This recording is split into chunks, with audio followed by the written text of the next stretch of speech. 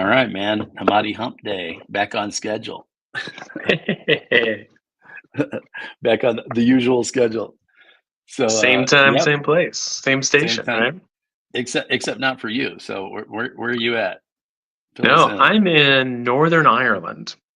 So I'm way up on the very top of the coast, close to right, like from my room, I can look across the bay and see Scotland, the Scottish coast. So way up there on the north end of the UK. Wow. Can you use your webcam and show us? Or Oh, I wish. Um, no, you really can't see it from here. that's a Um, bummer. I know, I know. Um, 1 second here. Let me adjust the camera real quick here. Here we go. Yeah, I've been posting pictures to mom and dad since they.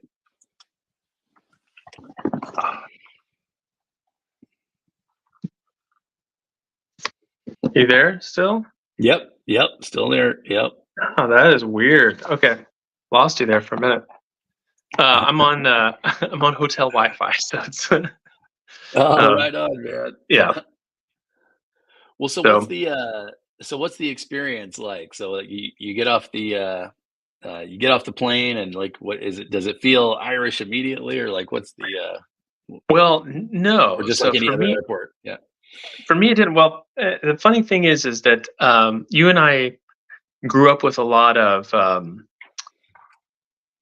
don't know what to call it, like a weird Irish patriotism because we're not Irish. We're Scotch so Irish. what?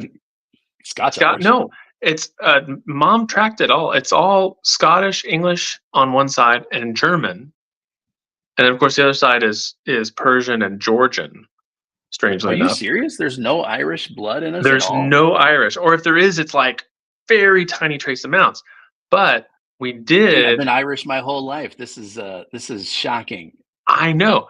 Well, we're I don't know Oh how to man, describe we've this. So been it's like outed our live here. Not our Irish at all. no, no, no. Our family um, went through Ireland on their way out of Scotland. So we have some connection of through Ireland as like our hosts. Not a They sort of bailed connection. us out, right? This was like freedom, new Yeah. start coming through Ireland. But yeah, we're not Irish. But we grew up with all this. We would watch movies like When Irish Eyes Are Smiling or Luck of the Irish. Or, Right. being Irish is like a big deal. And so I kind of wondered what I would feel like going here. Like, would I feel like, my gosh, the Emerald Isle? Would I get down and kiss the earth? Or anything like that, or like Right. hug all the sheep or something? But since No, genetically you don't have any, you don't feel anything. Oh no. man, what a bummer. It's just like Whoops. visiting any other foreign country. Yep. Yep. Well, and the funny Uh, thing too is that this I'm may kind be of the like, most depressing podcast I've ever done. This is well, really sad. well, I'm just bad with travel because I'm kind of like all places are the same. Like some places have more hills than others. People have different food. They drive on this side, that side. They make Real their houses out of different material. But it's all the same. Everything's the same. You know. interesting. So it's like, oh yeah, these flowers. I haven't seen flowers like that before. Whatever. You know. What are you're like, what are you talking about? Stem, petals, It's a bulbs, flower. same thing. Got it. If it flower, yeah, colors, What big deal. what more am I supposed to say about this? Nothing. None of the colors are real anyway. Forget it. I don't care. Yeah. Yeah. Exactly. Funny. So Dude, I was trying to, it's so funny, that just made me think of, so the other night, Loa and I were watching, Dark Mirror, is it Dark Mirror? No, Black Mirror. no, not Black Mirror, No. Dark Matter, which Dark is that Matter. new show on Apple TV, multiverse, right? So, you put a particle in superposition, right? And then it simultaneously exists in all dimensions, and then not until you observe it is it actually in one dimension or another, right? Okay. That whole idea. So the show capitalizes on that. They built this box, and when you go inside the box as a human, if you take this particular type of drug, then you go into superposition, and then when you open the box, you are now in one of the possible realities that you could inhabit obviously there's billions, infinite possible number of universes, according to all the possible futures of everybody that has ever existed in your universe, could have possibly created, right? Definitely. An adjacent universe, right? And so we're talking about this. It's like, man, this is such a mind-bending concept, and Loa she's not like she likes sci-fi a little bit, but not really. It's kind of like, dude, like this is all stupid. Like, like, this is not real. This is all complete. I'm like, well, no, this is. I'm not. Who says if it's real or not? But it's definitely based in current, quantum theory or whatever. And Yeah. she's like, "Well, explain it to me then." And I'm like, and I'm trying to explain it, and I'm like, "Dude, this is it's easy to talk about with somebody who's already like bathed in the concept, but it's not so easy to introduce the concept to someone, And we're talking about Schrodinger's cat and the whole thing. And so at some point, I go, well, I'll tell you what. Here, look, let me show you this, right? So because you know the particle experiment with the slits, right? And Yeah. yeah, where you You put shoot the beams of light particles through through the it, slit. and the behavior of the particle changes based on whether the particle is being observed or not, right? And which is, Well, in which I way mean, it's being observed. Yeah. it's so goofy. It's like, oh my god, like how does this make any sense at all, right? And but as we're I showed her one video, and she's like, well, no, that doesn't make it, because if the camera is on, well, then obviously it's putting some kind of electromagnetic energy out there that's causing the particle to, but if you turn the camera off, well, then it's not emitting those same energy waves. So Nope. like that's obvious. And I'm like, no, and I'm Mm-mm. trying to like, yeah, like, well, here, let's look at another video, because there's all these like 10-minute explanation videos out there, and some of them are better than others, or more funny, or then there was one that was like all animated, so you can kind of see. And she's like, well, that's just a cartoon. Like, who cares what that says? And I'm like, That's not evidence. and it was so funny, trying to trying to introduce and converse about this idea with somebody who's very grounded in their experience of this reality, and anyway. Hmm. Hmm. Funny. Yeah. Yeah, I think it turns out that like reality is very different than the way we experience it. Um, and we know that there is reality out there because there's something that we're interfacing with. But a lot of the stuff that we take for granted, as far as like, the solidity of objects, or the idea that there are objects, or that, things persist through time, undergo change, but it's still the same object, or that's all sort of interpretation. Like that's not Which is what's so, really going like, on. what you just said, uh is not self-evident, to most people that haven't engaged with that idea, right? Like, that's a very bizarre statement you just made. I mean, grounded in science, but it's still like very bizarre for somebody to hear that. That's not like, what are you talking about? This isn't real. Of course it's real. Look, it's real. And Oh yeah, it's real, but yeah, not in the way you're thinking of. right. It's Well, not it's that so you're funny. wrong. Yeah. Well, there's a you saw that movie Noah, with Yes. Russell Crowe, That's right? one. It's one of my favorite movies. Oh, okay. So I saw a fragment of it the other day. May I have to go rewatch it then if it's one of your favorite ones. But I saw It's this so good. fragment of it the other day, and they were talking. He's recapturing the story of creation, and but the as he's telling the story, it's this blazing fast time lapse, right? Of like, so the way that you would see a time lapse photo of like traffic crossing an intersection, and it just looks like this blur of, um, and watching a fish, mutate into, an amphibian, and so forth, right? And Hmm. it was kind of interesting, because I was having a conversation with one of my guys buddies here, actually. We were talking about, Neil deGrasse Tyson has a show called Cosmos, and he takes all of galactic time, like from the Big Bang, let's say, to today, and you're talking about, billions of years, right? And compresses it into a 12-month calendar, right? And says, like, if all of that had occurred inside a calendar year, which we can conceive of a calendar year being, 12 months, with the creation or the Big Bang being at, midnight on January 1st, right? And Right. our current moment is midnight of December 31st, right? Like that's Okay. galactic time. That our sun wouldn't even come into existence until August. And the Earth doesn't come into existence until late September, early October. And humanity, when we think of humanity in terms of like not just as a species that existed on the earth, but like being human, like the stories that we've told, the ideas that we've created, the Yeah. political systems that we've created, the religions that we've worshiped in, right? All of recorded human history has happened in the last 15 minutes. Yeah. And 15 minutes. And or is it 15 seconds? I can't remember, but it's something Yeah. No, ridiculously it's short. very short.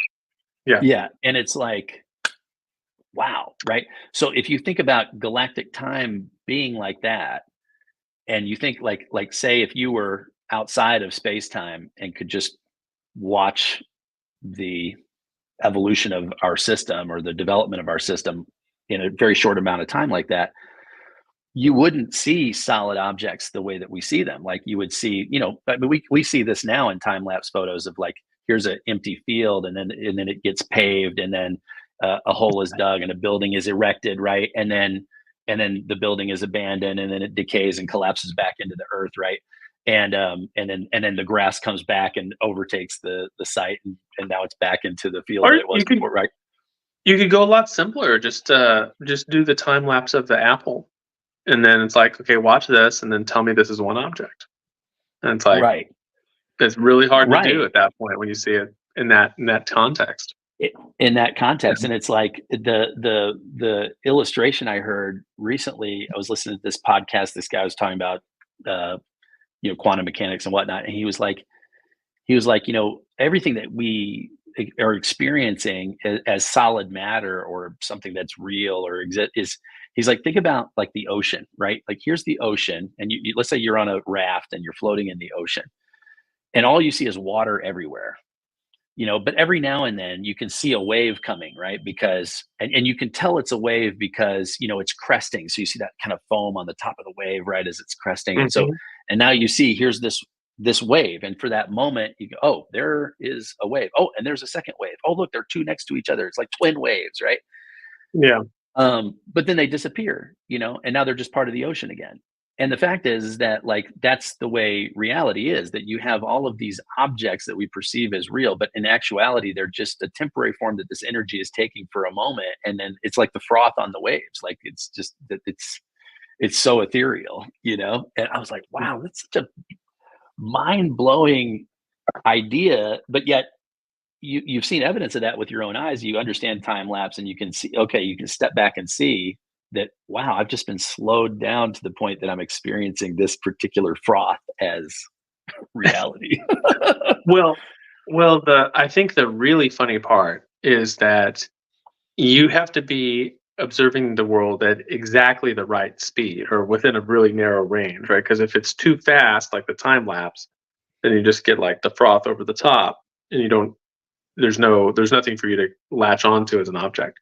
But if it's too slow, right, to where you get like the chemical reactions, so you wouldn't be able to say experience your brain as a sequence of thoughts if you are also aware of all the individual chemical reactions that got Mm, the impulse from one neuron to the next, or it would just look like it looked like a pachinko machine, explosions. it was like boom, boom, Right. boom, boom, boom, boom, right? Like you wouldn't, you're like, what's going on in there? You're like, it's thinking, like, I don't even know, What? right? You Right. just, you have to have just the right distance in both scale and speed for it to look the way it does. It's like it's like when you're watching a movie, 24 frames a second, right? If it's too fast, you get this. It looks really weird and uncanny, and it's not motion anymore. It's just, you just kind of experience it as images, one right after the next. And if it's too slow, then you get sort of dreamy quality, where now it's just frames. It has to be the right speed for you to experience it as motion. So Mhm. that's kind of where we are. It's very It's funny. such a so bizarre, It's like the other day I was reading something in the Bible, and it was something about how, like, Paul was saying, like right now I see, like, but through, like, a foggy window, Right. but in the future, like, I will truly see and be seen, right? Like, I thought that was just so, in that context, so interesting. It's like, yeah, like, this perception that you have of reality is even the real deal. It's Basically. just crazy. Yeah. You know, the timeline thing reminded me of something. This is going to seem kind of random, but did you ever watch this series, Star Trek Voyager? I don't know. You're not much of a Trekkie, right? No, I love, but I wouldn't say I'm a Trekkie because I haven't watched Deep Space Yeah. Nine or Voyager or any of that. Yeah, Okay. but I did watch Enterprise, and obviously the Okay. original, and yeah, yep. Yeah. So there's an episode in Voyager where they stumble across this extremely advanced species, like extremely advanced, but they're reptilian. And I mean, their technology is so far beyond anything that, that the Federation has, that it's just ridiculous. And they basically materialize on board Enterprise and like take some samples and talk a little bit and leave, right? But it turns out that in the show that they're actually from Earth, that these are dinosaurs. Um, Oh, okay. yeah, because, and this is this is the point that they were making in there. These geologic timelines are so long. So if you think about, one of the things that people don't notice, like there's that, if you ever saw Fantasia, there's the original one. There's that scene where the dinosaur sequence set to Stravinsky's music. They have a Stegosaurus and a Tyrannosaurus fighting each other. Right, it's like the epic battle between the Stegosaurus and Tyrannosaurus, and you'll see this in a lot of illustrations. This is a pretty normal sort of dinosaur trope: Stegosaurus versus Tyrannosaur. Right, Tyrannosaurus got the big jaws, tiny little arms, and the Right. Stegosaurus has the bony plates. Right, and they're sort of facing off against each other. Well, the Stegosaurus is much earlier in the dinosaur timeline than Tyrannosaurus. Tyrannosaurus is towards the end, and Tyrannosaurus is actually closer to us in the future than it is to Stegosaurus in the past. It would What? be it would be more accurate, historically accurate, to show a A group of T-Rex humans, battling one of us. Yeah. yeah, with a bunch of AR-15s trying to shoot the T-Rex, Right. than it would be to show the T-Rex fighting the Stegosaurus. They're further apart in time. That is how long the Wow. dinosaurs have. And then if Wow. you think about the how long we get human civilization. So if you want to think about human civilization really getting kick-started a couple different places around the world, but let's say we want to put it at like the first, we'll say like some of the first epic poetry, right? So maybe early drafts of Gilgamesh when it's still an oral tradition in Yeah, Babylon. you're talking about like Well, 7,000 years, right? Like, not even a long time. not even that. No, more like 4, 3.5. Oh, The events that the Iliad describe, right? So like we found, for example, tomb of Agamemnon. We think maybe Agamemnon.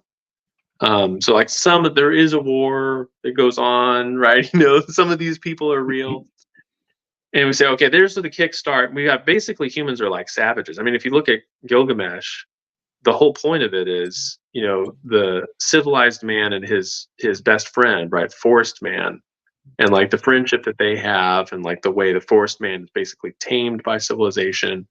And this is the story of the Babylonians, right? Sort of being mhm. being tamed, right? The wild men being made into city men, really. Right, right, right. So, but that's not that long ago, right? That's 4,000 years, and in that 4,000 years, we get poetry, we get philosophy, we get math, we get science, right? And the science part, the part that actually, starts developing things and eventually puts people on the moon, is maybe only 400 or 500 years total for modern science. So that's not very much time. That's very little time. So basically, they were like, we've got millions of years, right? 80, 100 million years of dinosaurs. And we get like little glimpses, like, okay, this particular fossil, because of the extraordinary way that it was buried, we get to keep and go examine. But then it's like the next fossil we get is like a million years later. It's like a million years. I mean, we could have had who knows what, in that million Right. years. Right? Right. It's so long. So it's like, well, why couldn't dinosaurs have evolved intelligence and made rocket ships and gone traveled the world, universe, and like they could have had plenty of time, Yeah. plenty, right? Plenty And of so they're time. like millions of years ahead of us because they've been out colonizing the rest of the galaxy. The UFOs are actually our dinosaurs. It's like, why not? Right? There's so Why much not? time, so much time. And if they didn't, you just have to think like, wow, what an unproductive species. I mean, just Yeah, just yeah, stomping just on the wasting their planet, eating time. each other. What do you Yeah. do? That's a wow, what a that's interesting, dude. Yeah, I didn't even think about that. That's crazy. Well, you wonder like, okay, the crocodile supposedly is 600 million years old. It's like or 6 60. million, pardon me, Yeah, 6 million. Yeah, or 60. 60. Yeah. 60. Yeah, it's the That's a same age long as the time. dinosaurs. Yeah. That's a long time. Like Well, that's, why aren't crocodiles smarter? I don't get it. so octopus are even older than that, and octopus are Really? some of the smartest creatures in the world. I think they're What's the they're way up there. oldest what's the oldest currently living animal? It'd be some type of fungi, probably, or bacteria. No, but I mean like an animal that you could, have as a pet, like an octopus. Oh, I don't know. Not Probably a something. fungi. Probably something in the ocean. Not trees, certainly. Right. Um, have as a pet. I don't know about that. I mean, mammals and reptiles. I mean, certain insect species are pretty old. It just depends. But that's always been one of the funny questions Like an because animal that octopus. you would have as a stuffed animal, right? Like we have stuffed Yeah. crocodiles and stuffed octopus. Oh, I don't know. Stuffed cockroaches. I haven't seen a market for that. Act well in Japan. The what is that? So we have them as millipedes, the little tiny roly polies, little. Oh yeah, yeah, yeah, Yeah. yeah. So those are the land ones. They're very small. In deep sea trenches under the ocean, they grow up to be like that big. They're like 10 Whoa. inches across. These huge marine isopods, but it's the same. It's not exactly the same species, but like very, very close. And so occasionally, when they're doing like deep sea exploration, they'll bring one up, and it's huge, it's massive. And that's a pretty common toy, is to get these stuffed, plushy marine isopods, life size. It's I big missed enough you out can on that. hug it. We need to order some. Yeah, that's Japan for you. Yeah, Um, so yeah, I the love stuffed Japan. cockroach exists. That's a real. That is crazy. That's like, wow, there is a market for that. Whatever you can think There's a of, people will market. buy it. Yeah. You just got to know. You just got to know where to look. But yeah, the thing with octopus that's so funny is that like you'd think as smart as they were, and their ability to solve puzzles, they get bored if they're not given enough intellectual challenges. You'd think like surely these things. I mean, surely but because of the way their intelligence is set up, like they don't have a centralized brain. They have a brain that kind of coordinates in a sort of general sense the activities of the neurological systems in their arms.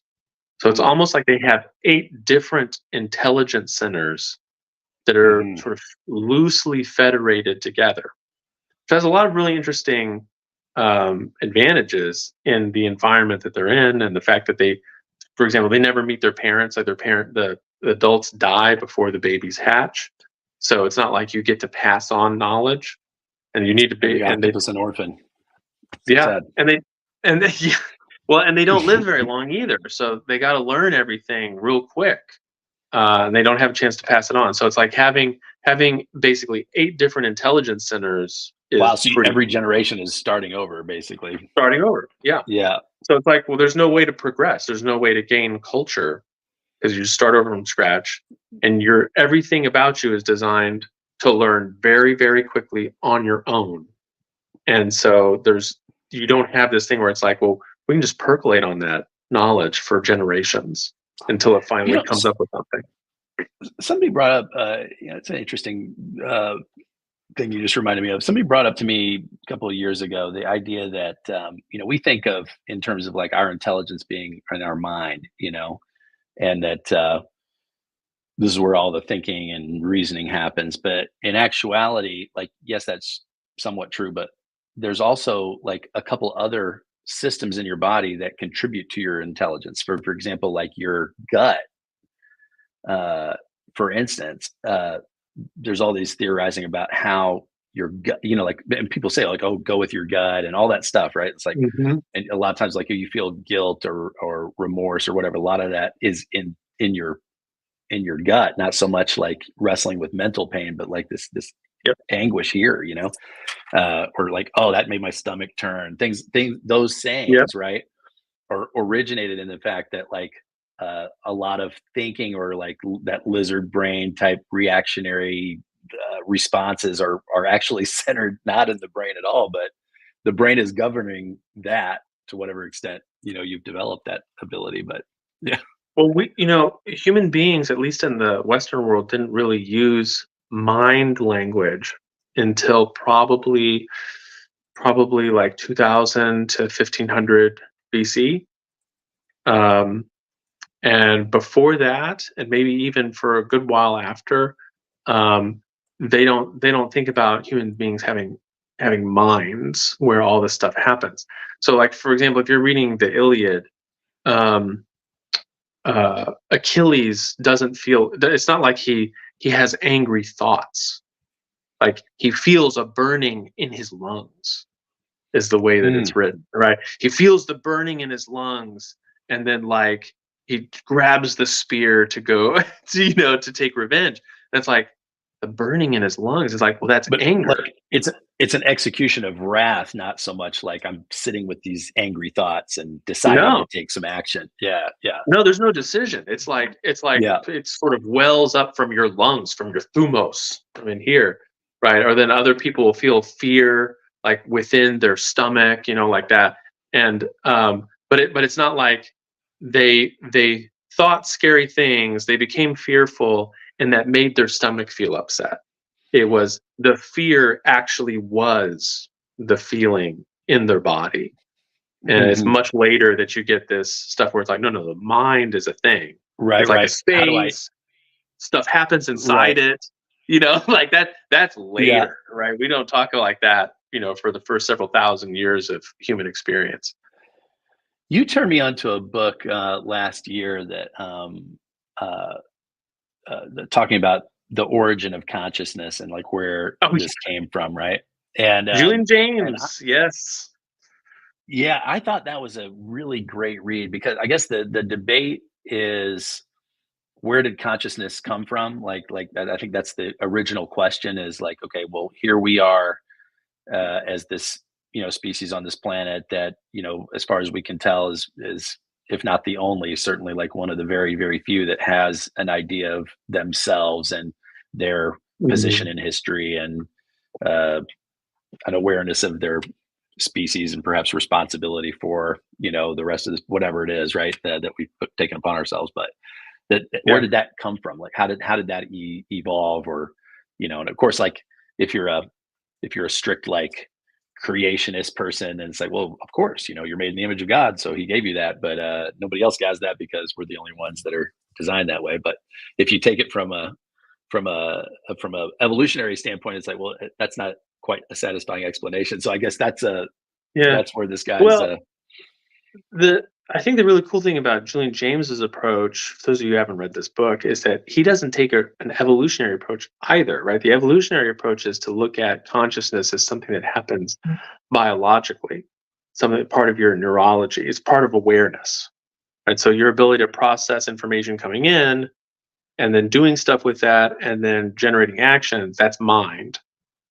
And what his theory is that like mind is really an aspect of language, or it's a sequence of metaphors that we use to like hmm describe the way we experience our own brain states.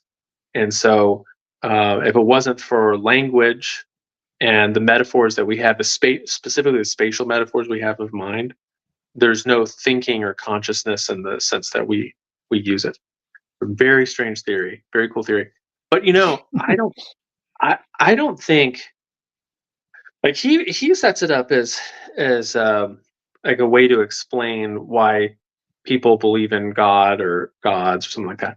But like, if you're reading the Old Testament, I mean, there's so much of human beings that seem to develop over time. Like, there's no, I don't think, at least through the book of Genesis, there's no consciousness of like one God. Like, I don't think that exists. Um, there's a particular deity that these people worship. That are among all deities, and there seems to be like an exceptionally powerful one, very demanding one, Mhm. and that makes sense of their lives. Um, the original sin involves a kind of involves knowledge, this Mhm. very specific kind of knowledge, right? So that, like, human beings, they're born they're created in the image of God, but as kind of unfinished, and that they have to develop. And sometimes this development is like perverse development, sometimes healthy development, and so on.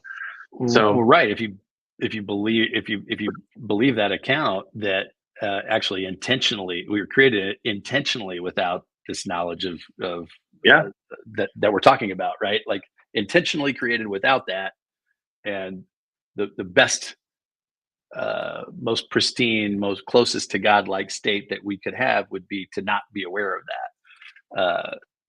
If you follow the the what the book seems to be saying, right?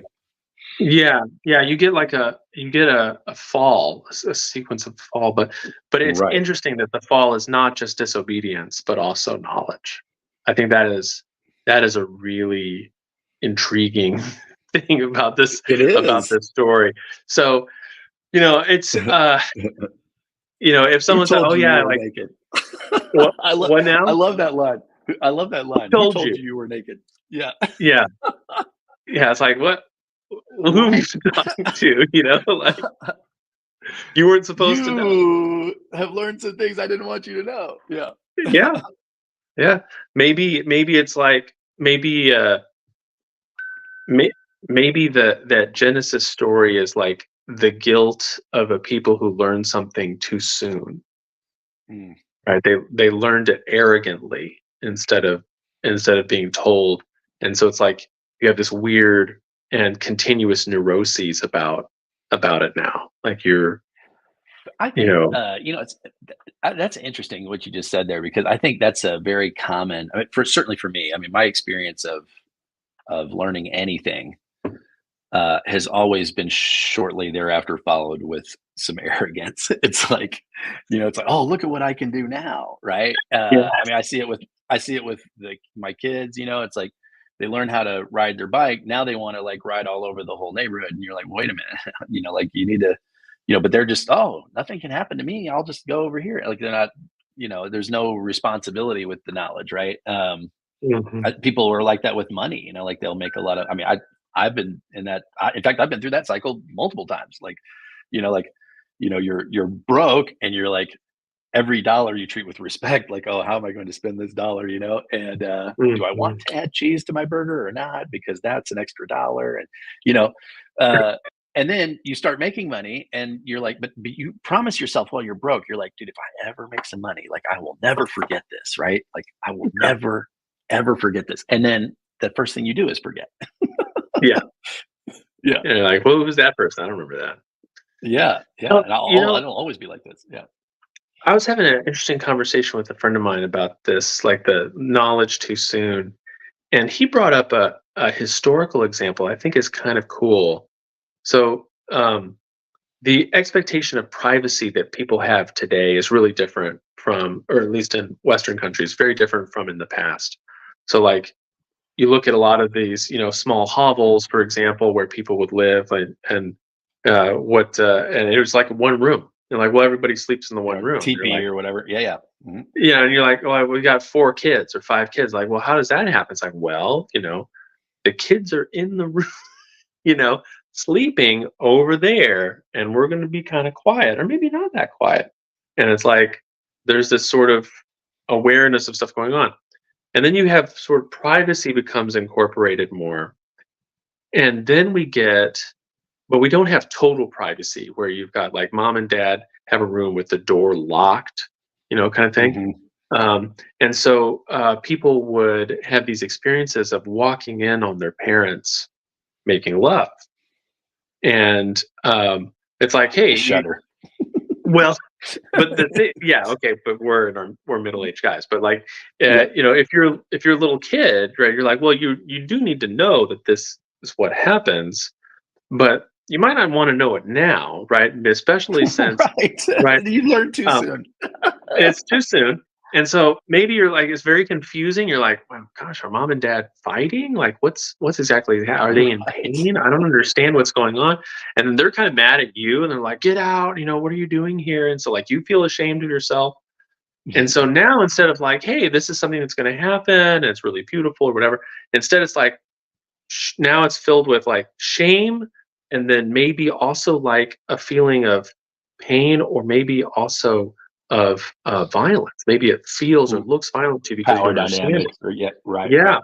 And so now, like when you start to grow up further and you have, sexual experiences or thoughts or interest on your own, now it's filled with stuff like, well, maybe it involves, some of that shame, or shame becomes something that is exciting to you, or violence becomes something that's exciting to you sexually. Mhm. And so it's like, oh, like learning it too soon is actually can be like really damaging, really How harmful. serial killers are born. Yeah, exactly. Well, so like the knowledge of, good and evil, maybe it's like, hey, we're gonna give this to you, but like we walked in on it, and now it's like, what, what's happening? Why are we naked? I don't know what's going on. Like, So you know, confused. she Right, made me right. do it. I don't know. The snake did it first. Like Right. everyone's like, you're like, all right, everyone out. Everyone's out. You can't stay anymore. Um, so and now That's now we're great. still dealing with that. So Wow, yeah, and now here we are thousands of years later still wrestling with guilt and shame and yeah, yep, violence and everything else. Knowledge of good and violence, evil. yeah. Pick the fruit from the tree too early. Oh, that's so interesting, man. Yeah, what does Paul say? Everything is permitted, and it's like, "Wait a minute, no, where did that come Yeah, from?" not everything is a good idea, Not but everything. Yeah. yeah, but it's permitted. No, That's fascinating, dude. Wow. Wow, no. that's a good segue right there. That's interesting. Segue to what though? That's the question. Well, I don't it's funny because, when you gave me that or recommended that book and I read it, I Yeah. was like, "Wow, this is a very" uh it's so interesting to me that, like, every time you well, for me, every time I learn something new or new perspective, I mean, obviously, that's just a theory, he has no way of proving any of that, No, of course not. but it could be a useful way to look at things or a useful model to understand. But it's so funny, like I'll learn something and like, wow, this is just so illuminating, and It then explains everything. explains everything. And then 6 months later, you're learning something new that completely invalidates all that. But yet, had you not adopted that frame of reference, you wouldn't have learned the subsequent thing that actually invalidated it. I think that is a really interesting charting of your own like ability to like bring in new concepts and things like that. A lot of times people are they're so fixed in their current way of understanding things, and they get exposed to something new and it's like, oh, this is so opposed to what I already know, and so therefore it's wrong, and so I'm not even going to listen to this, and then but that next frame is essential for you to move to the frame beyond that frame, but you can't even begin to see that frame because Yeah. it's obscured by this peak in front of you. um You know, I've always wondered why. I've noticed the same kind of thing. I've always wondered why that's the case.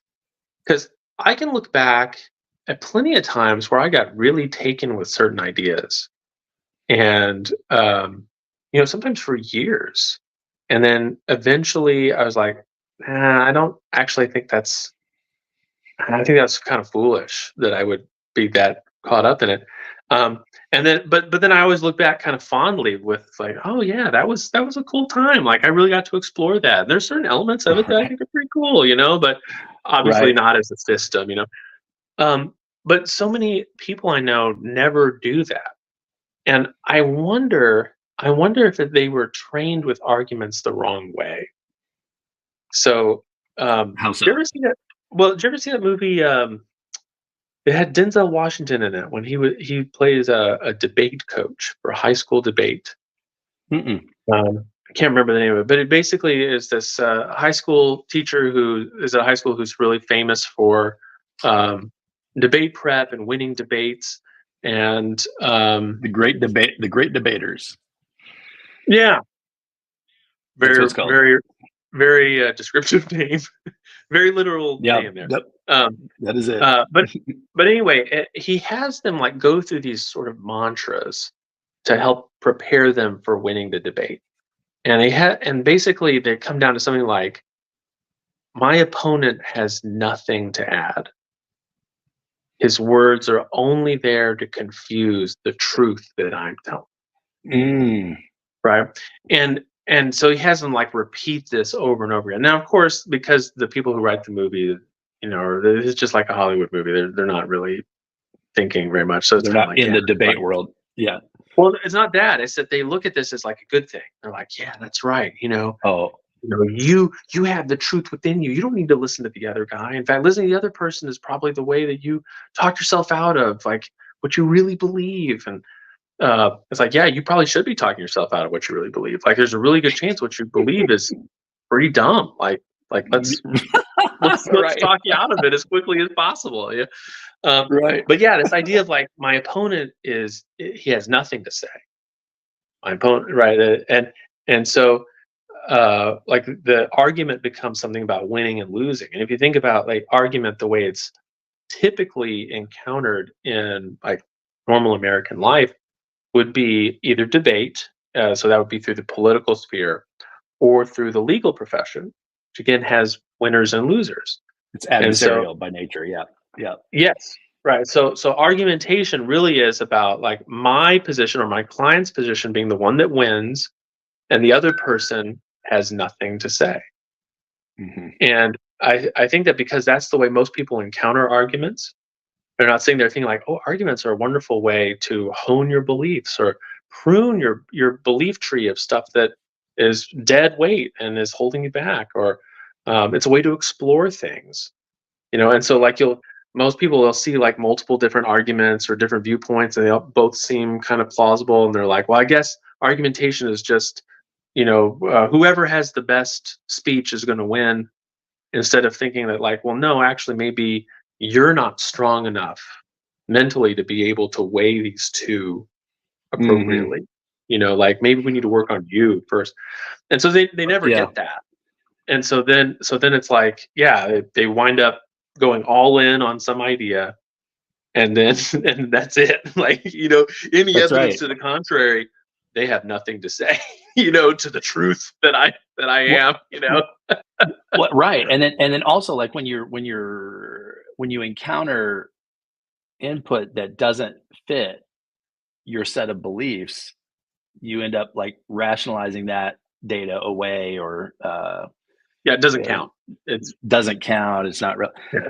I think it's also interesting. Like a lot of and Lo and I were talking about this the whole idea of like belief, right?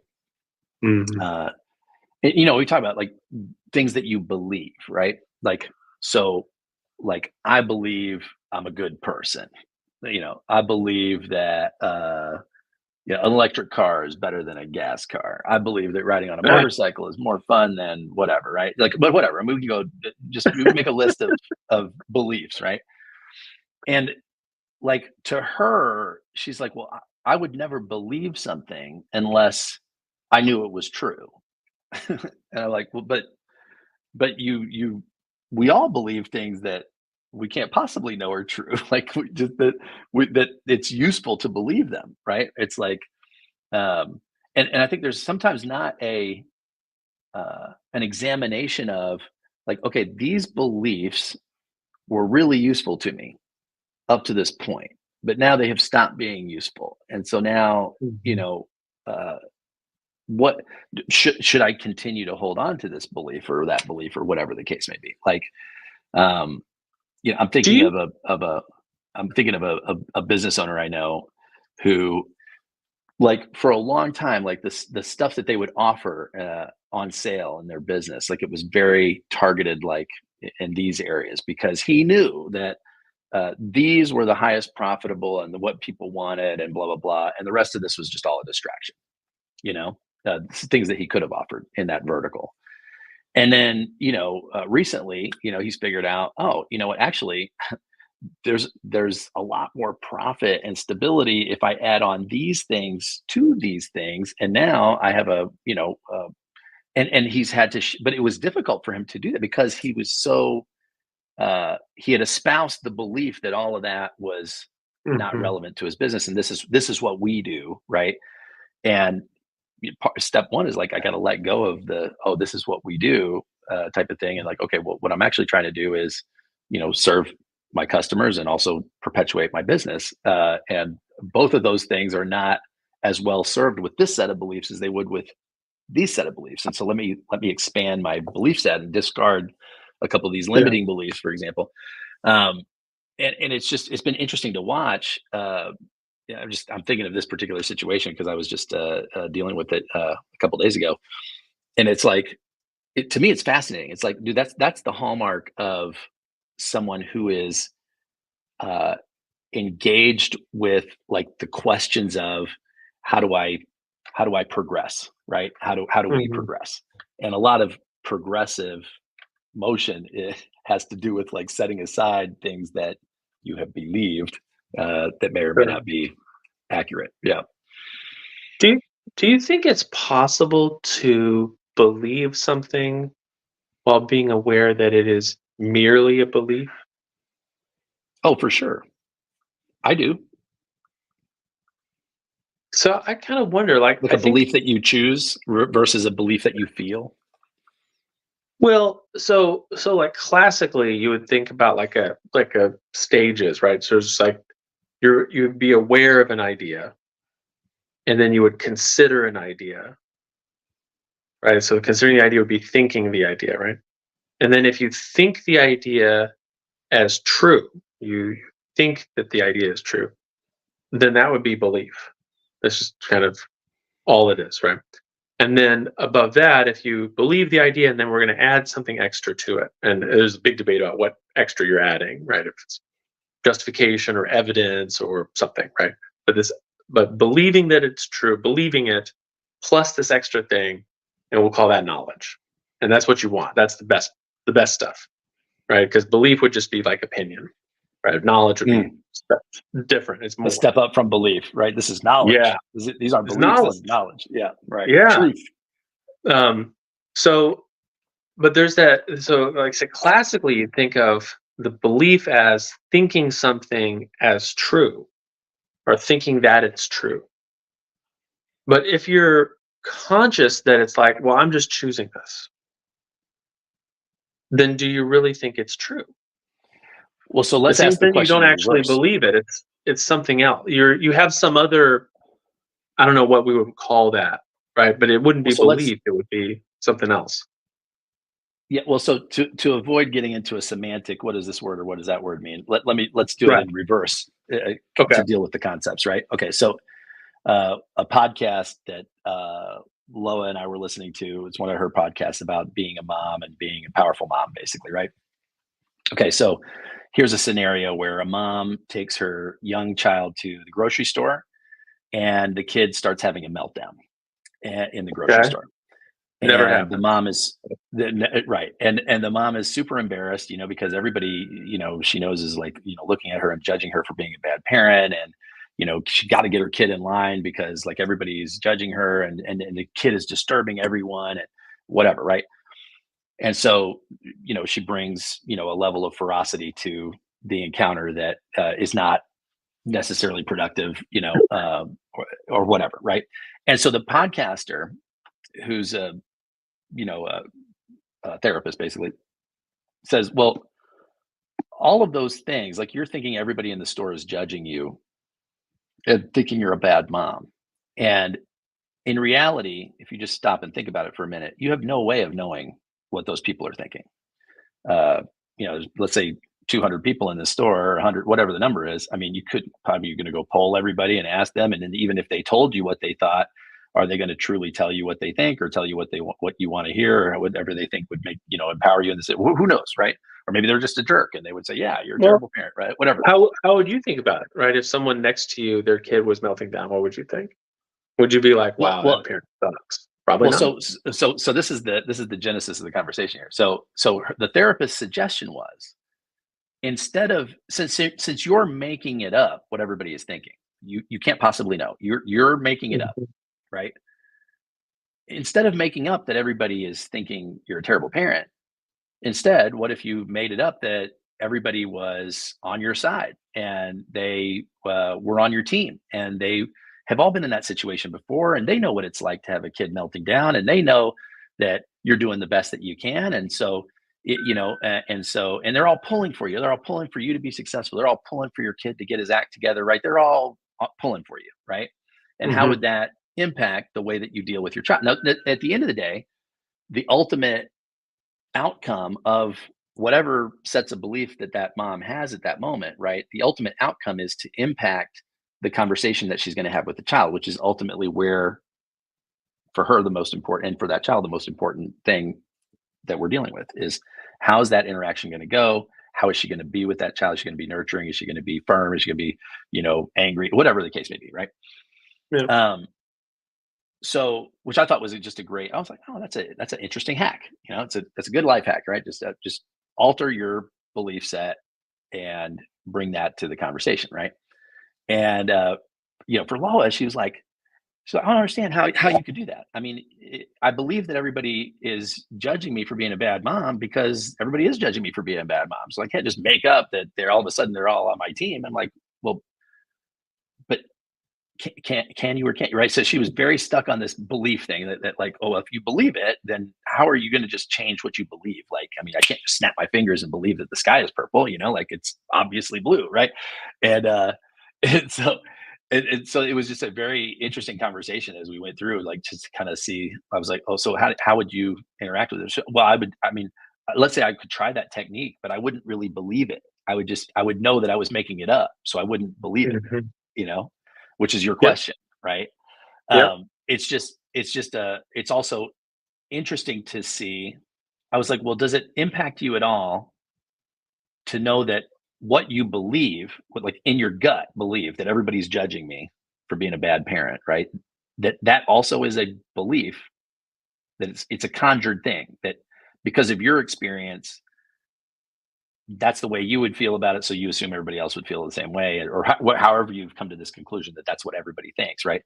Does Yeah. does the fact that you can see it now as a belief and not necessarily the truth, but just something that you happen to believe, right? Because of whatever you've gone through, does that make it easier to set aside Mhm. than than the revealed truth, the revealed word, or whatever? You know what I mean?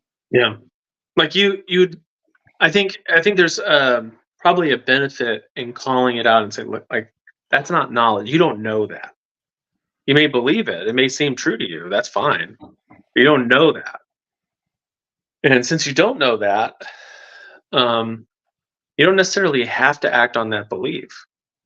And I think this may be like a kind of a middle ground there. You could say something like, so there's plenty of times where you might say, well, such and such is what I think is true, but that belief isn't really serving me, and there's no reason for me to hold on to it. And so I'm going to act this other way instead. Right. But that's not like choosing the belief, that's choosing a thought framework for my action. Mhm.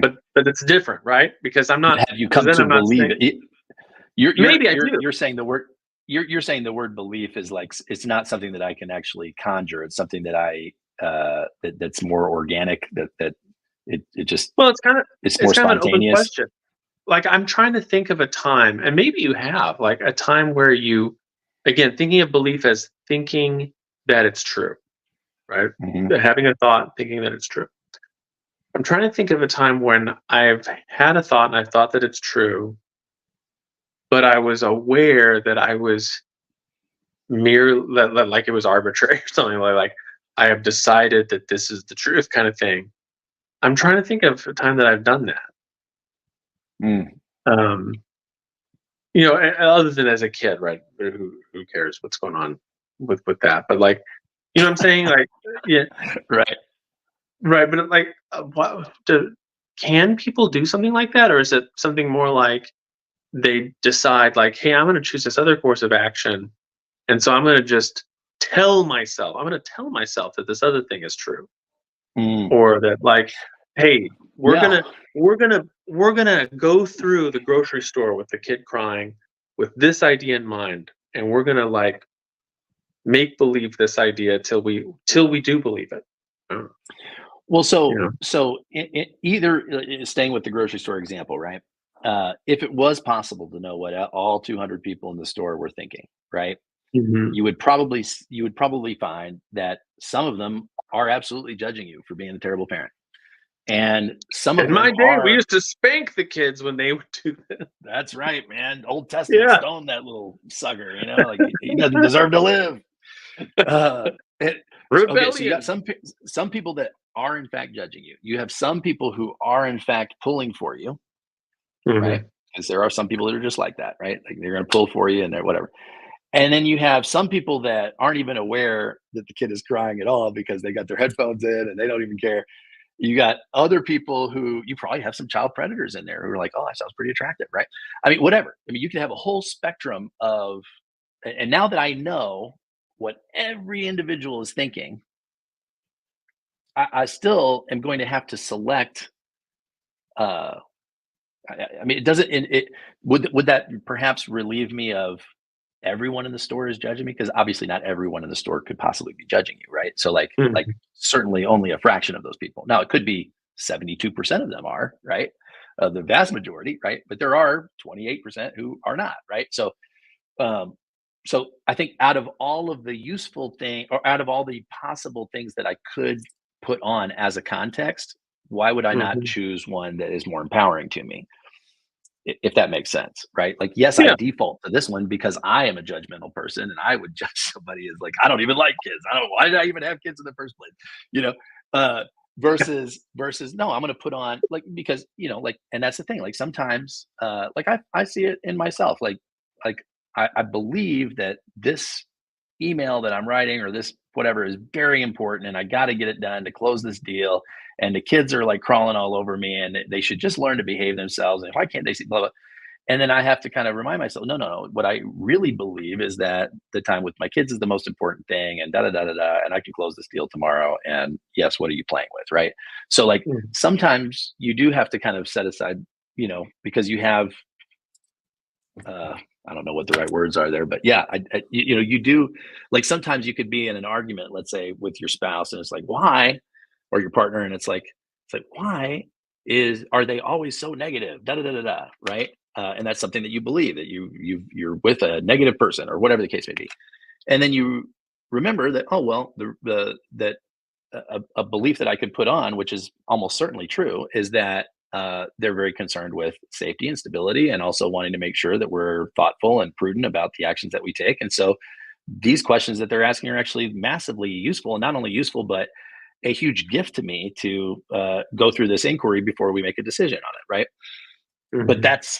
that is a belief. It's true, but it's not the way I feel. But like I'm going to put that on and live inside this context in this conversation, because not only is that valuable to my partner, but it's also valuable to me. Does that make sense? Yeah. Yeah. I guess then maybe like, I don't know, maybe this is the part where we say, in order to not talk past each other society wide, that maybe it'd be better. 'Cause it seems like we're using the word belief here in all sorts of different ways. And thinking about, what your wife Lo was saying about like, well, I just don't know if I could, just switch on a belief. And it's like, you know what? You don't have to. Don't worry about that. Like saying they're You trying to could try it hypnotize on, like yourself into to thinking see something's how does this true. how does this shirt look on me? I'm not going to know until I try it on. Let me try it on. Let me wear it Yeah, in public. or you could Maybe just say people like, compliment me. or you could just say like, yeah, I'm gonna play some mind games with myself, but not because I think that it's important to believe that other people are pulling for me. Because I think this is what because I've That's heard right. this That's right. illustration. What's You like the important about the illustration? what? You said you like the illustration? Well, I've heard it a couple times before, and I always seem to me that people are missing. I think one of the most important parts about it, and that is that that your kid who's having the meltdown also doesn't care about anybody else in the store, because if they Right. did, they wouldn't be melting down. They only They care care about about themselves. That's right. they care about why they're not getting Cocoa Pebbles and they really want the Cocoa Pebbles. Right. So, you Right. know, so then you have to think like, okay, as a parent, what is the best way to interact with this kid? Because I'm responsible to them more than I'm responsible to everybody else around here. I'm responsible to them, for them and for my actions towards them. So, what's the best thing to do here? Hmm. And if I'm sitting here really preoccupied with other people, what are other people going to think about me? I might not be able to have enough mental space and clarity to really think about like what should I do that would be the most helpful to them. And so then it's That's not like, exactly hey, I need to get everybody else on my side mentally. Instead, it's more like I'm going to look at the situation in such a way that it cuts out the stuff that really doesn't matter to enable me to focus on the important part. Um, but that isn't, I guess then it's like the belief. That's it's more about like stop being distracted well. So by stuff you I don't have a even know. And even if you right. did know, it wouldn't matter, right? Even if Right. everybody in the store was like thought horrible things about you, you shouldn't care, right? But The see only thing that you care about that is this kid. that also is a belief, right? That I believe that what's going on with my child is more important than what everybody else thinks about me. Or as one Yeah, of my friends says all the time, I don't care what anybody thinks. I'm going to do whatever actions I feel like. Now, I mean, I think that's aspirational, but that is something that that he says all the time about himself.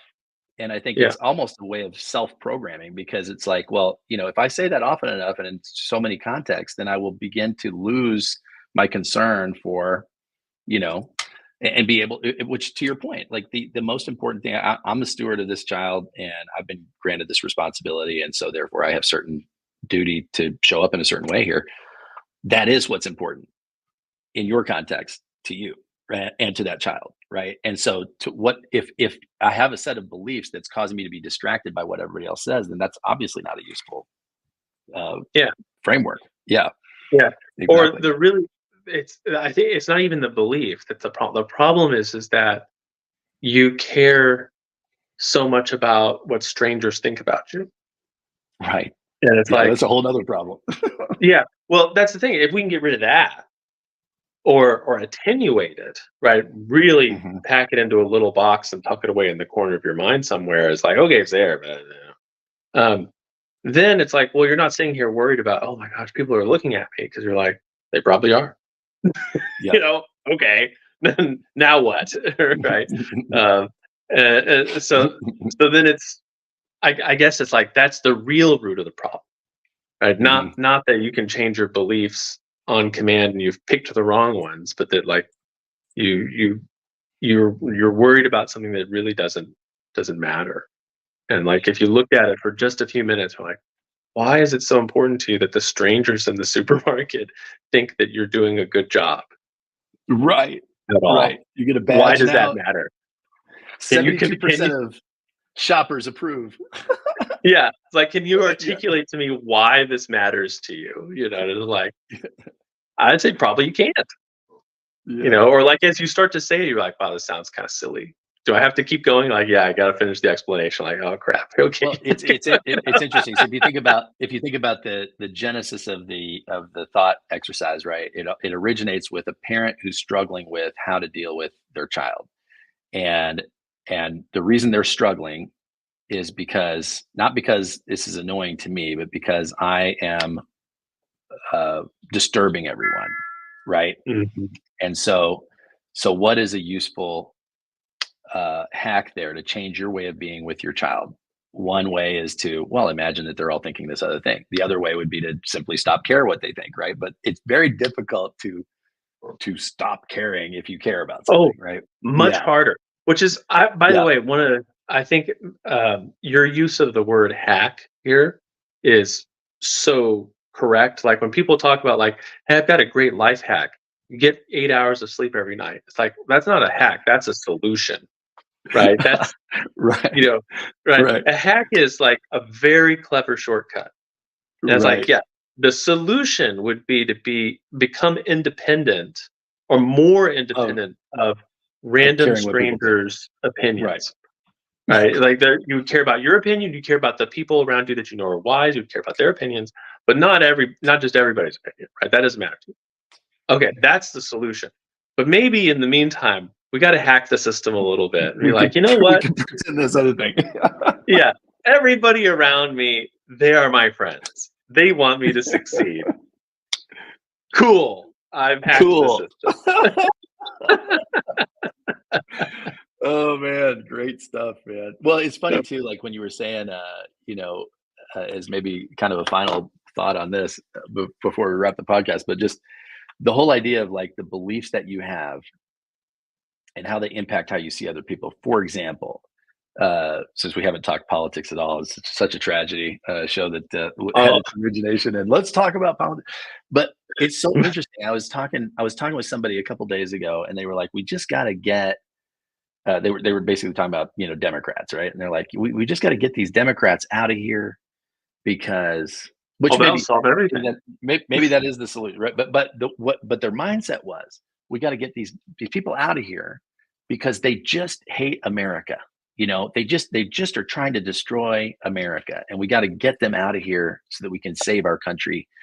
And I thought to myself, like, uh, well, that's so interesting. You actually believe that half of the country hates the country and wants to destroy it. Like they're all these rabid dogs that are just seeking to rip things up with their teeth and destroy, the fabric of our society. Well, they just hate God and they hate children and they hate. I'm like, that is a amazing collection of beliefs there that you that and hey, it's not. I'm not, and I did not engage with trying to like penetrate the belief system, but it was interesting. Like they believed that was true, and like from my perspective, it's like, well, I don't know how useful that belief system is, right?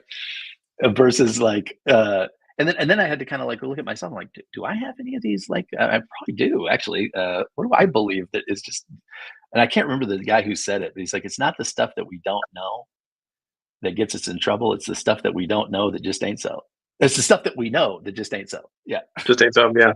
Well, Yeah. the funny thing about the hate America thing is that there Mm. is a wing of the Democrat Party that really trades on this rhetoric. So, like 1619 Project, the stuff on, Oh, and yeah, what's these protesters I just saw that were literally training people on how to say "Death to America"? I'm like, wow, that is yeah, amazing. or like they say that that having showing an American flag is triggering, or is like a vestige of white supremacy, the only flag that should be allowed, or things like the trans flag or rainbow flag, that kind of thing.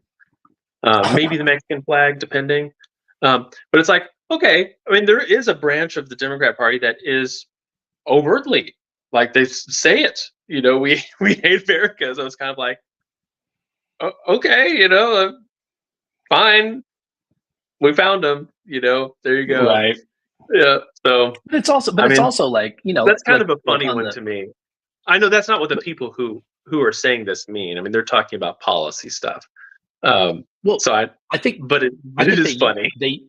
they use an example like that as a, like, for example, I could take a whole slew of examples from the right, so to speak. Like say, okay, well, you got Supreme Court justices flying flags upside down, which, I mean, anybody that's been in the military is like, you do not do that. Like that's, you got people that are literally calling the country like, a disaster, whatever. It's just like we have to get rid of this current system of government and put return this country to God's law. Which I'm like, well, I don't know that the country was ever under God's Sharia. No, wait, wrong religion. Wrong God. Yeah, it's like well, I feel like you would object if a different deity was at the top of your pyramid scheme there. But it's like, oh, there's well, wackos all over the place, man. It is something these days.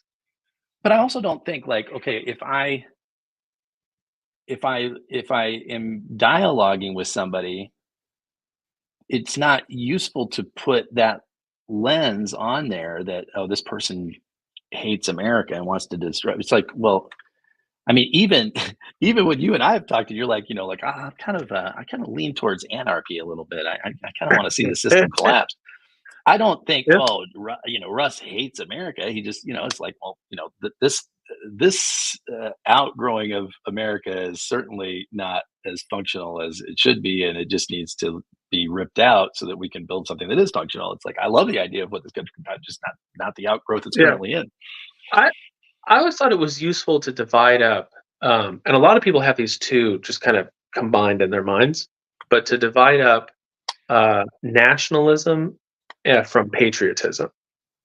So patriotism, how would you patria, yeah. So patria is the land, right? So it's like, when people talk about like, America, land that I love, right? And they talk about like the landscape and the people and the ideals and so the Rocky Mountains.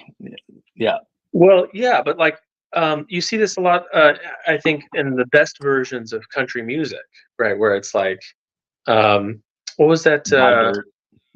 Yeah, or like "Take Me Home" from Darius Rucker, where he talks about some of the traditions, the Southern traditions that he grew up with, like Sun Tea and gospel music and stuff that like, right.